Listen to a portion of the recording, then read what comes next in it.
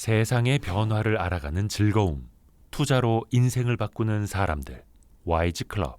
지금 고정 댓글을 확인하세요. 또 이게 금전적인 거, 경제적인 것도 이유가 있겠지만 그래도 예. 노년에 일을 한다라는 것 자체가 굉장히 의미 있는 일이잖아요. 예.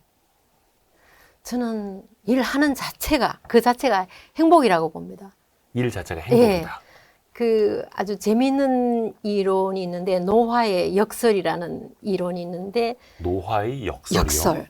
그래서 이 블렌치 플라워라는 미국 그 연구자가 145개국입니다. 한 나라뿐만이 아니고 예. 145개국을 이제 어떤 가설을 가지고 조사를 했느냐면, 노인은 나이가 들면 불행할 거라고 그렇게 추측을 하지 않습니까, 보통?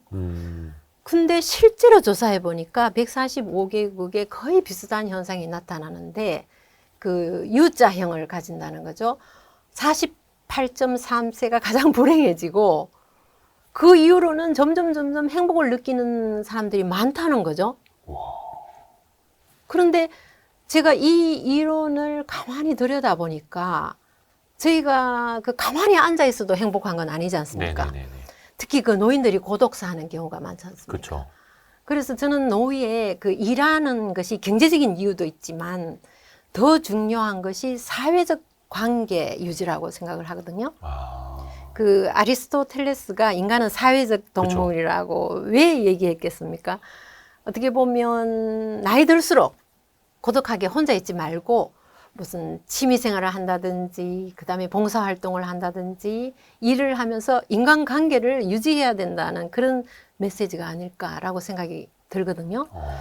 그래서 일을 하면서, 아까도 말씀드렸지만, 그 노인 시니어 분들이 자신의 경험과 지식을 젊은 사람들하고 공유하면서 끊임없이 노인들도 학습하고 계속 성장해 나가야 된다는 거죠. 그러면 그게 또 얼마나 큰 기쁨이겠습니까? 이걸 누릴 수 있으면. 그러네요. 그런데 제가 이제 굉장히 그 존경하는 철학자가 있는데, 네. 프랑스의 보바르, 네. 여성 철학자 시몬 드 보바르가 있는데, 네. 사르트르하고 계약 결혼을 했는 분이죠. 같은 철학자 사르트르하고. 예. 근데 이분이 노인은 반드시 이걸 가져야 된다고 얘기를 했습니다. 대표님, 뭘 가져야 되겠습니까? 돈이라고 대답하고 싶지만 너무 좀 저렴해 보이니 네. 일. 네. 직업? 일 말고 조금 추상적인 거. 뭐라 해야 될까요? 네. 뭐 사회적 지위 뭐 이런 거 아닌가? 이분은 예. 목표를 가져야 된다고 했어요. 목표. 근데 제가 너무 없어 보이지 않나요? 예. 대표님은 제가 목표가 뭡니까 하면 네. 목표 얘기 금방 하실 수 있지 않습니까? 그렇죠. 근데 노인들은 목표가 없지 않습니까? 없는 분이 많지 않습니까? 그래서 이거 정말 중요한 거다라고 생각을 했거든요. 그래서 제가 이제 이거를 보고 그럼 제 목표는 어떻게 세워야 되는가 생각을 했죠. 그래서 저는 저보다 조금 젊은 사람들한테 롤 모델이 되는 그런 사람이 되어야 되겠다. 그래서 제가 이제 저는 만약에 수명이 허락한다면 네. 100세까지 일을 하는데 그 높은 하이힐 구두를 신고 100세까지 일을 해보고 싶다. 그게 제 목표거든요. 오늘 하이힐 신고 오셨다고요? 네, 하이힐 신죠. 심희아 교수님 조금 연세 있으신 걸로 알고 있는데 하이힐 신고 오셨는데 이게 제 목표는 교수님의 목표. 100세까지 하이힐 멋있다. 신는 거죠. 제가 응원하겠습니다. 네, 감사합니다. 그래서 심희아 교수님 같은 경우에는 네. 100세까지 하이힐 신고 사람들에게 지식과 경험을 나눠주는 예. 이게 목표이신 거고 예. 근데 노인들도 목표를 가져라. 예, 근데 그때 되면 예. 누구나 저를 고용해 주지 않죠. 그러면 저는 어떻게 해야 되느냐 하면 100세까지 끊임없이 제 일을 제 스스로 만들어 나가야 됩니다. 이거를 약간 대학 교수까지 하시는 분이 고민을 할 정도면 네. 다른 사람들 일반 제조업 다니고 기업 다니고 아니면 공무원에서 정년퇴직하시는 분들은 더 많이 하실 거란 말이에요. 예. 그리고 또 막 경영대 학장 이 정도까지 하시는데도 그런 거에 대한 고민을 하시는 거네요. 해야죠. 그래서 오히려 노인일수록 목표를 가져라. 목표를 만들어라. 예. 네요. 스스로 목표를 만들어야 돼요.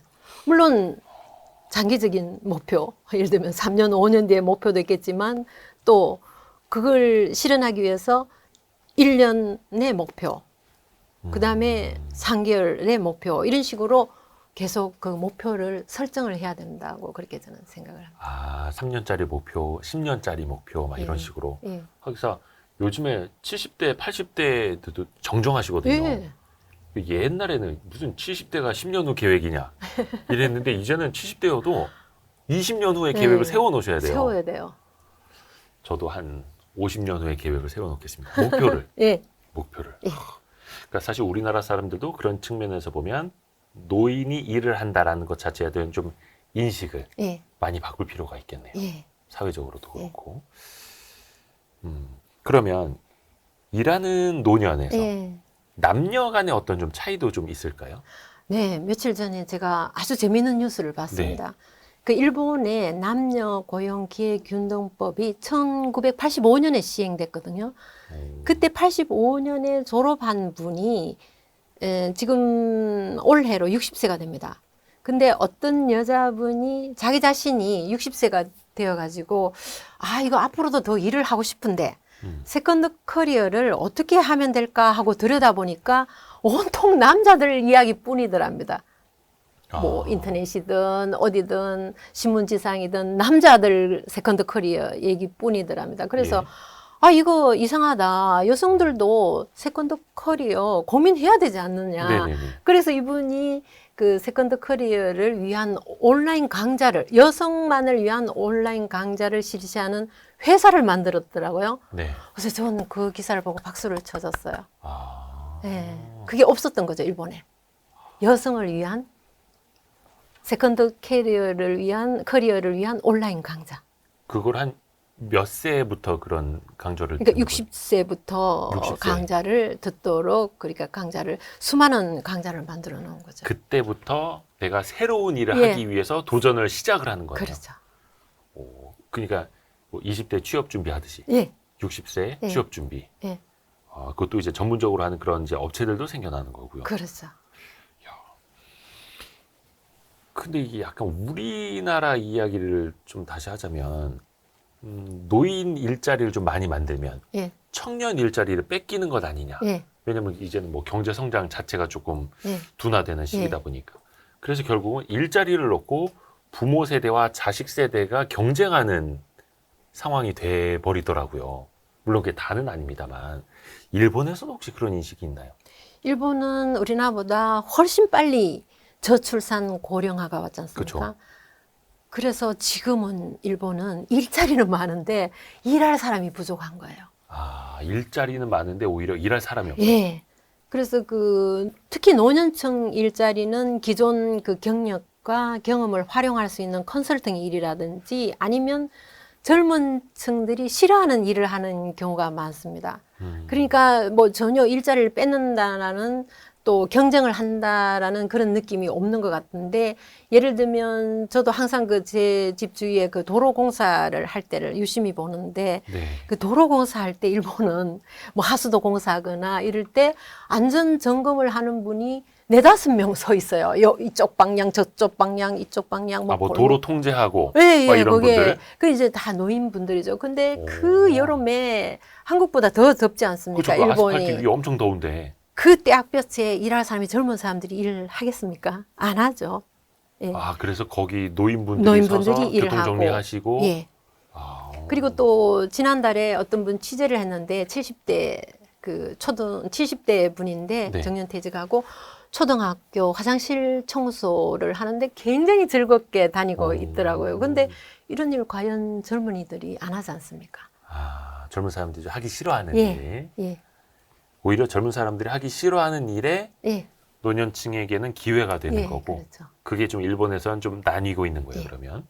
그래서 어차피 일자리는 많은데 일할 사람은 없겠다. 그래서 일자리를 가지고 다투거나 이 노인들이 젊은이들이 일자리 뺏어간다. 이런 인식 자체가 없는 전혀 거네요. 없죠. 우리는 약간 또 그 과도기에 또 초입에 네. 있다 보니까 이제 그런 잡음들이 하나씩 생겨나는 건데, 이런 일본의 사례를 좀 잘 봐야겠습니다. 근데 일본도 어떻게 보면 이제 저출산 고령화. 예. 거기도 인구는 이제 피크 친 거잖아요. 예. 우리도 이제 피크 치고 인구가 줄고 있는 예. 그 초입인데, 이게 근데 어떻게 보면은 일본 같은 경우에는 고용률이 굉장히 높다 하더라고요. 네. 물론 이게 분모가 작아지는 그런 고용률의 상승이니까 막 좋은 것만은 또 아닐 텐데, 일본의 지금 취업률이나 이런 게 어떻게 됩니까? 올해 4월 1일, 일본은 4월 1일 회사도 새로 시작하고, 대학도 새로 시작하고, 중고등학교도 새로 시작하는데, 보통 이제 3월 결산이 많으니까 이번에. 데이터로는 97.3% 취업률이죠. 97.3%. 저희 대학도 98%, 어떤 해는 99% 취업률인데. 이게 대졸 취업률. 예, 예. 근데 일본에서는 그 한국보다 다양한 일자리가 많다고 봅니다. 왜냐하면 외국계 기업도 상당히 많고 또 업적이 튼튼한 중소기업도 굉장히 많으니까 선택 여지가 굉장히 넓은 거죠. 네. 그래서 한국 사람처럼 많은 사람들이 무조건 대기업에 취업해야 한다라는 그런 목표를 가지고 있지 않기 때문에 일자리는 굉장히 많다고 봅니다. 아하. 그러니까 우리나라는 상대적으로 좀 대학 진학률이 높다 보니까 우리나라 대학 진학률 좀 낮아졌어도 여전히 70%대. 열의 7은 대학교를 가고 그래서 원하는 직장은 대부분 대기업, 공기업, 연봉 많이 준 자리, 복지 좋은 자리인데 일본은 그런 게 없어요? 그래도 일지망은 대기업, 공기업 이러지 않아요?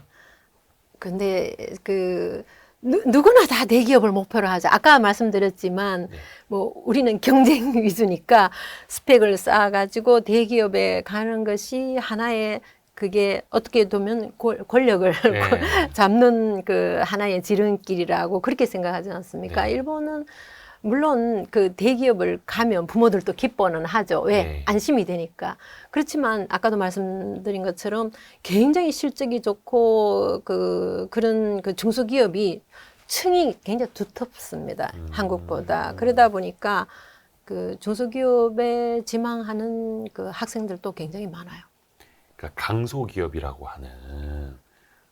그러면 중소기업도 좀 연봉 수준이 대기업이랑 격차가 별로 안 나네. 우리나라 얼마 전에 나온 뉴스 보니까 중소기업과 대기업 간의 평균 임금 차이가 이제 2배가 넘은 거예요. 그게 너무 심하더라고요. 그래서 아까 말씀드린 것처럼 그게 또 하나의 경쟁을 낳지 않습니까? 근데 일본은 그렇게 심하지 않아요. 대기업, 중소기업. 거의 뭐 별 차이가 없습니다. 정확히 연도는 기억이 안 나는데 한 30년 전? 90년대 후반만 하더라도 대기업과 중소기업의 임금 격차가 30%가 안 됐더라고요. 근데 지금은 거의 2.1배, 2배 이상 차이가 나는 거죠. 그러다 보니까 저 같아도 당연히 대기업 가고 싶어 하죠. 그 인간의 본성이니까.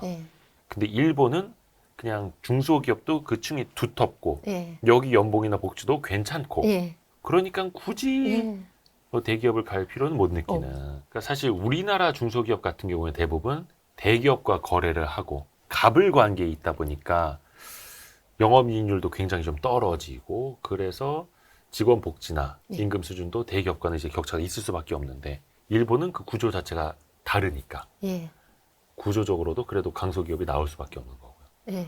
물론 우리 일본도 그 자동차 산업이라든지 그런 거 보면 뭐 하청들이 그 주변에 굉장히 많고 한데 조금 전에 말씀하신 것처럼 그 독자적인 기술을 가진 중소기업이 상당히 그 층이 그 두텁죠. 그리고 아까도 말씀드린 것처럼 조금 전에 그 갑을 관계, 뭐 갑질이라는 말도 우리나라에서 나온 단어지 않습니까?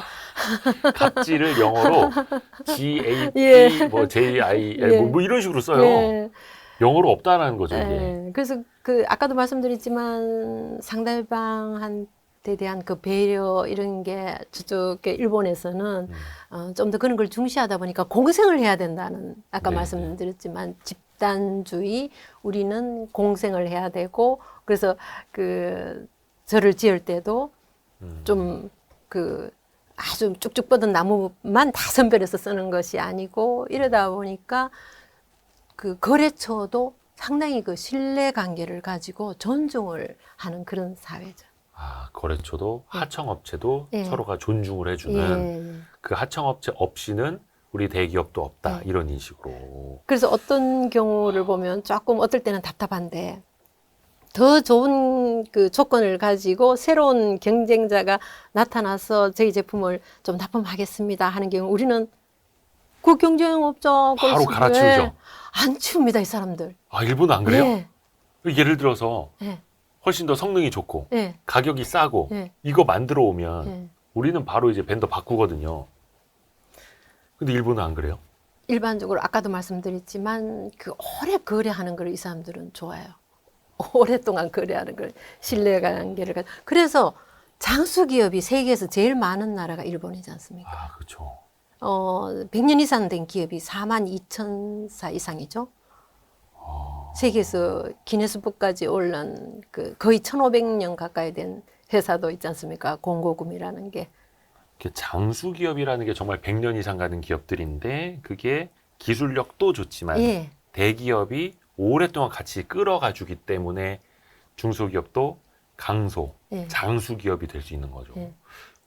근데 우리나라 같은 경우에는 현실적으로 어떠냐면 예를 들어서 이제 스마트폰 부품이 있다고 치죠. 예. 어떤 회사가 5,000원짜리를 만들었어요. 예. 근데 이 회사가 독보적인 기술이야.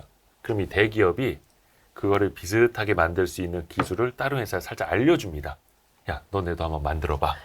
너네 한 4,000원에 만들 수 있을 것 같아. 예. 우리가 도와줄게. 예. 그래서 나중에 4,000원에 만들기 개발해서 두 회사를 경쟁을 시킵니다. 봐봐, 얘네 4,000원에 만들잖아. 니네도 내려. 예. 계속 내리게 하고 이게 나중엔 더블 밴드에서 트리플로 가고 예. 처음에 소울 밴드로 가다가 그럼 얘들끼리 이제 경쟁을 하다 원가 경쟁이 떨어지면 맨 처음에 이 기술 개발한 이 회사가 파산해버리고 그러니까 실제 막 이러거든요. 좋은 기술을 가진 중소기업이 튼튼하게 계속 오래 못 성장을 가요. 할 수가 없지 오래 못 않습니까? 가요. 구조 자체가. 그러니까 우리나라는 대기업 아니면 아주 약한 중소기업밖에 없는 거죠. 이 중간이 없어요. 맞아요. 네. 중간이 없습니다. 네. 그래서 우리나라는 그게 원체 빠르고 심해서 네. 5년, 10년 사이 기업이 확 크기도 하고 예. 불과 2, 3년 만에 이 기업이 확 무너지기도 하고 예. 그러면서 역동성 있는 경제가 빠르게 성장을 했지만 뭐 일본 사례를 통해서 또 배울 점은 있어 보입니다. 혹시 그 일본 청년들 사이에서는 대학에 꼭 진학을 해야 된다. 예. 좋은 대학에 가야 된다. 이런 인식도 별로 없어요. 거기 대학 진학률이 많이 낮더라고요. 네, 저도 교육신문에 보니까 2022년도 대학 진학률 56.6%밖에 안 돼요. 그러니까 56% 정도. 대학에 꼭 가야 한다는 인식이 우리나라보다 훨씬 덜한 거죠. 아, 그 이유 중에 또 하나가 고졸 취업률이 97.9%거든요. 뭐만 하면 97%네요, 일본은. 대학 취업률도 97%고 예. 고졸 취업률도 97%. 그러니까 굳이 대학을 졸업하지 않아도 된다는 생각이죠. 아, 굳이 대학 안 가도 네. 거의 100명 중에 97명은 한 번에 취업을 하는데 네. 그것도 연봉 차이도 크지도 않고 네. 뭐 대기업 가면 내가 강소기업 가면 되지 뭐 이런 식으로. 예. 그러면 대학에 가지 않아도 좋은 일자리 갈 수 있다라는 인식 자체가 네. 있는 거예요. 네.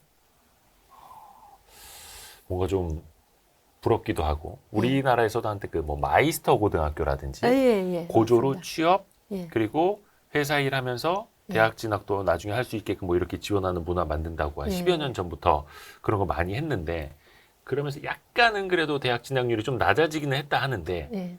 아직까지는 좀 인식이 전환되기까지는 좀 시간은 많이 걸려 보입니다. 예. 맞습니다. 근데 이게 뭐 하루 이틀 안에 되는 거는 아니고요. 예. 그래서 오늘 특별히 일본 이바라키 현에 있는 그리스도교 대학의 신미화 교수님, 우리로 따지면 경영대 학장님 모셔가지고 바다 건너 이야기, 먼 나라, 가까운 나라, 먼 나라, 일본 나라 이웃 이야기를 들어봤습니다. 그래서 배울 게 정말 많았습니다, 교수님. 감사합니다. 교수님의 목표인 예. 100세까지 하이힐 신고 예. 강의하고 예. 하는 모습을 또 응원하겠습니다. 감사합니다. 아유, 교수님 고맙습니다. 감사합니다. 고생하셨습니다. 감사합니다.